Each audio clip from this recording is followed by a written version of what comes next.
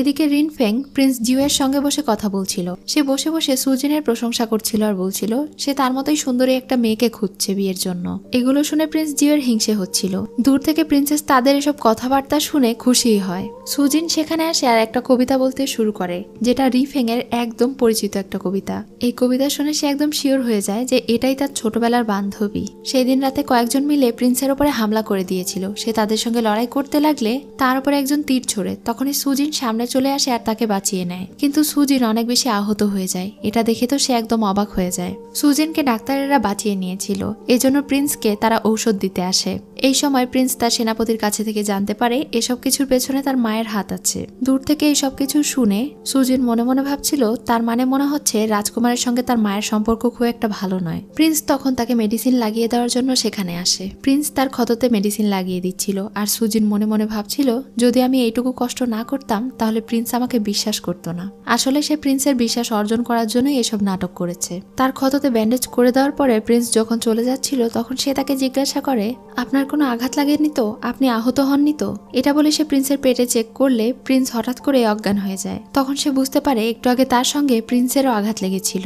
এদিকে রিনফেংকে দেখি, আসলে একটু আগে হামলা হওয়ার পেছনে তারই হাত ছিল, কিন্তু সে আসলে রানীমাকে ফাঁসিয়েছে। এই কাজে সাকসেসফুল হতে না পারায় সে অনেক রেগে যায়। এদিকে সুজিনকে দেখি, প্রিন্সকে বিষক্রিয়া থেকে বাঁচানোর জন্য সে ওই দিন রাতে অনেক বেশি ড্রিঙ্কস করে আর এরপরে প্রিন্সের সঙ্গে রাত কাটায়, কারণ এভাবেই প্রিন্সের বিষ অপসারণ হয়েছে।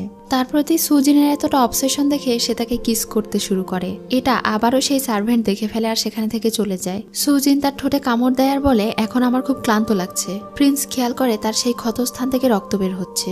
সুজিন আর কোনো কথা না বলে কাপড় চোপড় পরে সেখানে থেকে চলে যায়। প্রিন্স জিউ সেদিন যখন পড়াশোনা করতে বসেছিল তখন তার একদমই মন ছিল না। সুজিনের জন্য তার মাথা একদম খারাপ হয়ে যাচ্ছিল।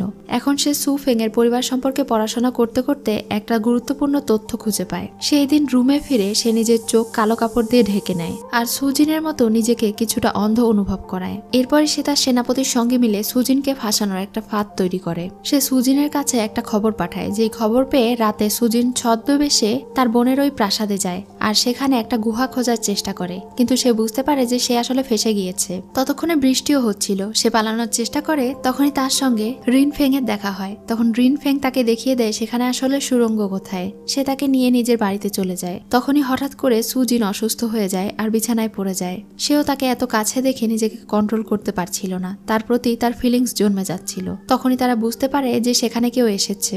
সেখানে আসলে প্রিন্স জিউ এসেছিল। সে এসে দেখতে পায় রিনফেং একটা মেয়ের সঙ্গে ছিল। সে মনে করে এটা সুজিন, কিন্তু তার চেহারার কাপড় সরিয়ে দেখতে পায় এটা অন্য কেউ। তাই জিউ আর তাকে ডিস্টার্ব না করে সেখানে থেকে চলে যায়। তখন সুজিন বাহিরে বেরিয়ে আসে। সে রিনফেংকে অনেক বেশি ধন্যবাদ জানায় তাকে সাহায্য করার জন্য। সুজিন তাকে সবকিছু খুলে বলে। তখন রিনফেংও তাকে এই বিষয়ে সাহায্য করতে রাজি হয়ে যায়। যেহেতু রাজকুমার তাদের দুজনেরই শত্রু, এজন্য তারা একে অন্যের সঙ্গে মিলে কাজ করতে চায়। পরদিন সকালে রাজকুমার যখন তার সঙ্গে দেখা করতে আসে তখন সে অনেক অবাক হয়, কারণ গতকালকে তো বৃষ্টি হয়েছিল কিন্তু সুজিনের হেয়ার স্টাইল একদম আগের মতোই আছে। তার মানে কি সুজিন সেখানে যায়নি? এটা ভেবে রাজকুমার আবারও সেখানে থেকে চলে যায়। তখনই আমরা জানতে পারি গতরাতে রিনফেং তাকে সাহায্য করেছিল যেন সে দ্রুত তার প্রাসাদে ফিরে তৈরি হয়ে নিতে পারে। আর সুজিন গতদিন প্রিন্সের কাছে থাকা সেই অর্ধেক পাথরটা উদ্ধার করে নিয়েছিল। তাই গভীর রাতে সে তার বোনের রুমে চলে যায় আর তার কাছে থাকা দুইটা পাথর মিলিয়ে সেই বক্সের লক খুলে ফেলে। ততক্ষণে কেউ রুমে প্রবেশ করলে সে আবারও লুকিয়ে পড়ে। সে দেখতে পায় এটা আর কেউ নয় বরং তার সার্ভেন্ট। সে তার বোনের আত্মার শান্তি কামনা করছিল আর তার বোনের জন্য দোয়া করছিল। এটা দেখে তো সে অনেক অবাক হয়ে যায়। সে বুঝতে পারে এই সার্ভেন্ট হয়তো তার বোনের বিষয়ে অনেক কিছু জানে আর তার বোনের সঙ্গে হয়তো তার অনেক ভালো সম্পর্ক ছিল। মেয়েটি সেখানে থেকে চলে যাওয়ার পরে সে ওই বক্স নিয়ে নিজের ঘরে চলে যায়। বক্সের ভেতরে তার বোনের হাতে লেখা চিঠি ছিল। সে ওই চিঠিগুলো পড়তে শুরু করে। তার বোন সুফেং সেখানে লিখেছিল সে এই রাজ্যে এসেছে 2 বছর থেকে। তার বিবাহিত জীবন 2 বছর হওয়ার পরেও সে এখনো প্রেগনেন্ট হতে পারেনি। এজন্য রানী তাকে চাপ দিচ্ছে যে রাজা আরো একটা কনকুবাইনকে বিয়ে করে নিয়ে আসবে। সে বুঝতে পেরেছিল তাকে হয়তো প্রত্যেকদিন রানী সিক্রেটলি মেডিসিন খাওয়াচ্ছে। এজন্য সে গোপনে ওই মেডিসিনগুলো ফেলে দিতে থাকে আর কয়েক মাসের মধ্যেই সে প্রেগনেন্ট হয়ে যায়। সেই মাসে সে একদম শিওর ছিল যে সে প্রেগনেন্ট আর এই বিষয়টা সে রাজকুমারকে জানাতে চেয়েছিল। একই সাথে সে তার বোন সুজিনের ব্যাপারেও রাজকুমারকে জানাবে যেন সে তার বোনকে সাহায্য করতে পারে। এসব কিছু পড়ে তার চোখ দিয়ে পানি গড়িয়ে পড়ে, কারণ তার বোন মারা যাওয়ার সময় নিশ্চয়ই প্রেগনেন্ট ছিল। সেই দিন তার বোন যখন রাজকুমারকে এই খুশির খবর দিতে যায় তখন রাজকুমার আগে থেকে এই বিষয়টি জেনে গিয়েছিল আর সে ভীষণ রেগে যায়, কারণ সে চায়নি তার কোনো কনকুবাইন প্রেগনেন্ট হোক। এক মুহূর্তেই তার সমস্ত খুশি কষ্টে বদলে যায়, কারণ যেই স্বামী তাকে এত ভালোবাসতো সেই নাকি এত বছর সে যেন প্রেগনেন্ট না হয় এজন্য তাকে মেডিসিন দিয়ে এসেছিল। এজন্য সে আর চায়নি যে তার বোনের ব্যাপারেও তার হাজবেন্ড কোনো কিছু জানুক। এসব পরে সে কান্না করছিল, তখনই সেখানে সেই সার্ভেন্ট চলে আসলে সে ঘুমানোর ভান করে। পিওনিয়া এসে তাকে ডাক দিলে সে হঠাৎ করে জেগে ওঠে আর তাকে বলে, তুমি আমার জন্য যে দোয়া করেছিলে সেটা আমার কাছে পৌঁছে গিয়েছে। তুমি কি আমাকে চিনতে পারোনি? আমি তোমার মালিক সু ফেং। আমার আত্মা এখনো শান্তি পায়নি, কারণ এখনো আমি জানতে পারিনি কি আমাকে মেরেছে এবং কিভাবে মেরেছে। তুমি তো অনেকদিন আমার সাথে ছিলে, তুমি যদি আমাকে একটুও ভালোবেসে থাকো তাহলে এটা আমাকে বলো, তাহলে আমার আত্মা শান্তি পাবে। দয়া করে বলো। তখন সেই মেয়েটা ভয় পেয়ে যায় আর সত্যি মনে করে যে এটা হয়তো তার আত্মা। তখন পিওনিয়া বলে দেয় যে সু ফেংকে আসলে তার হাজবেন্ডই মেরেছিল। তখন সে জিজ্ঞাসা করে কিভাবে। মেয়েটি বলে তাকে তার হাজবেন্ড মেরেছিল অন্য একটা পুরুষের সঙ্গে হাতে নাতে ধরার মাধ্যমে, আর এটা সে ইচ্ছে করেই করেছিল। এসব কিছু জানার পরে সুজিন আবারও জ্ঞান হারানোর নাটক করে, আর এরপরে ঘুম থেকে উঠে আবার এমন ভান করে যেন সে কিছুই দেখতে পাচ্ছে না, আর একটু আগে তাকে সত্যি সত্যি কোনো আত্মা পজেস করেছিল, তার কোনো কিছুই মনে নেই। এটা বুঝতে পেরে সেই সার্ভেন্ট আর বেশি কিছু না বলে ঘাবড়ে সেখানে থেকে চলে যায়। তখন সুজিন বলতে থাকে, তার এত বড় সাহস আমার বোনকে এভাবে কষ্ট দিয়ে মেরেছে, আমিও তাকে রক্তের কান্না কাঁদাবো। এদিকে রাজকুমার যেহেতু সুজিনের বিরুদ্ধে কোনো রকম কোনো প্রমাণ পায়নি, এজন্য সে ভাবছিল সে হয়তো অযথাই সুজিনকে এত বেশি সন্দেহ করছে। সেদিন রাতে সে সুজিনকে ডেকে পাঠায়, তাকে কিছু একটা বলতে চায় কিন্তু বলতে পারছিল না অনেক সময় পেরিয়ে যাওয়ার পরেও। তখন সুজিন তাকে ইজি করতে চায় আর একটু অ্যাক্টিং করে তার পাথর তাকে ফিরিয়ে দেয়। এবার প্রিন্স তাকে কিছু বলতেই যাবে, তখন তার ডাক পড়ে আর সে ওখানে থেকে চলে যায়। সে চলে যাওয়ার পরে সুজিনের কাছে কেউ একজন একটা চিঠি পাঠায়। চিঠিটা পড়ার পরে সে ওটা পুড়িয়ে ফেলে। এদিকে রিনফেং প্রিন্সেসের সঙ্গে দেখা করতে যায়। সে প্রিন্সেসের কাছে বিয়ের প্রস্তাব নিয়ে গিয়েছিল, কিন্তু প্রিন্সেস তাকে হ্যাঁ বলে না, বরং অন্য সব সুন্দরী মেয়েদের মতো সে তাকে ঘুরাচ্ছিল।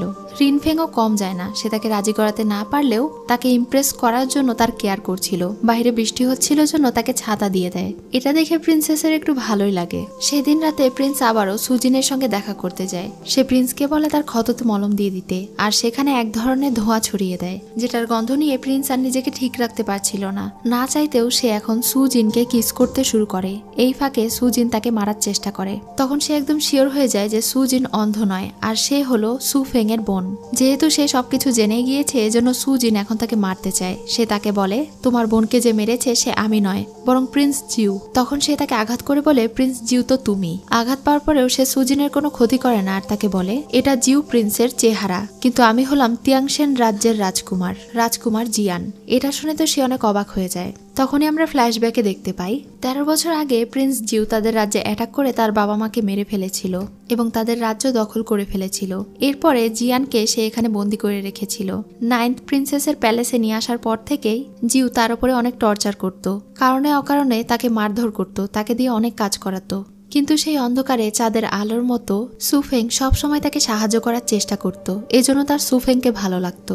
একদিন সুফেং তাকে বারবার টর্চার হওয়া থেকে বাঁচানোর জন্য একটা লড়াইয়ের কৌশল শেখায়, কিন্তু তারা জানতো না যে প্রিন্স জিউ তাদের উপরে গোপনে নজর রাখছে। সেই দিনও যখন সুফেং তাকে লড়াই শেখাচ্ছিল তখন তাদের ড্রিঙ্কসের মধ্যে জিউ কিছু একটা মিশিয়ে দিয়েছিল।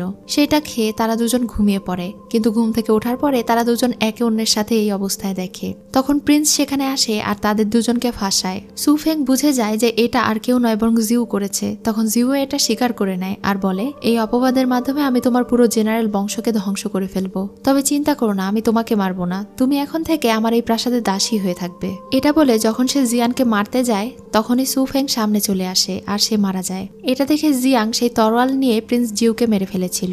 প্রিন্স জিয়ানের জানাশোনা একটা ভালো প্লাস্টিক সার্জন ডাক্তার ছিল। সেই দিন ওই ডাক্তারকে দেখে সে নিজের চেহারা বদলে নিয়েছিল আর জিউয়ের চেহারা তার চেহারায় কনভার্ট করে দিয়েছিল। তারপর থেকেই সেই মৃত্যুপুরীতে মৃত্যুর খেলা দেখে আসছে। এসব কিছু শুনে সুজিনের তার উপরে করুণা হয়। ততক্ষণে সে তাকে ব্যান্ডেজও করে দিয়েছিল আর তার কথায়ও বিশ্বাস করে ফেলেছে। তারা দুজনেই এখন বন্ধু হয়ে গিয়েছিল। সুজিনের অনেক খারাপ লাগছিল। সে বলছিল, আমি আমার বোনের মৃত্যুর প্রতিশোধ কিভাবে নেব, তাহলে এটা কিভাবে প্রমাণ করব। জিয়ান বলে, আমিও তোমার পরিবারকে নির্দোষ প্রমাণ করার জন্য অনেক ইনভেস্টিগেশন করেছি, কিন্তু এই সবকিছুর পেছনে আসলে রানী জড়িত, যেটা আমি এখনো প্রমাণ করতে পারিনি, কারণ রানী অনেক বেশি ধূর্ত। তখনই সেখানে একজন সার্ভেন্ট দেখতে আসলে সে সুজিনকে জড়িয়ে ধরে কিস করে। এরপরে সে বলে ওই সার্ভেন্টটা আসলে রানীর লোক, এজন্য সুজিন আর বেশি কিছু মনে করে না। যাই হোক, এখন তারা দুজন একটা বন্ধু হয়ে যায় আর তারা দুজন একে অন্যকে প্রমিস করে যে তারা দুজন মিলে সুফেং এর মৃত্যুর বদলা নিতে কাজ করবে। আর এই জন্য সুজিনের কাছে অনেক জবরদস্ত একটা প্ল্যান আছে।